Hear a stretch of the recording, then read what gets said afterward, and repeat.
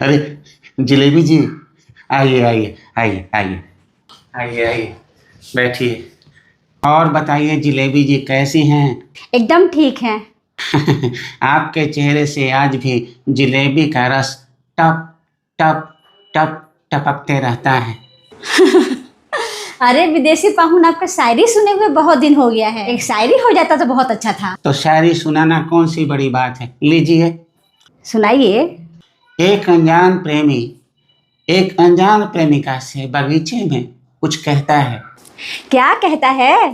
कहता है, सोना दिया सोनार को पायल बना दो, वाह। दिल दे रहा है आपको घायल बना दो।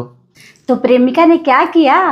करना क्या था, प्रेमिका ने प्रेमी की इच्छा को पूरा किया।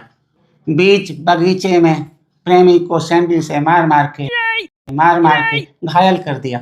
बहुत शेरो शायरी होता।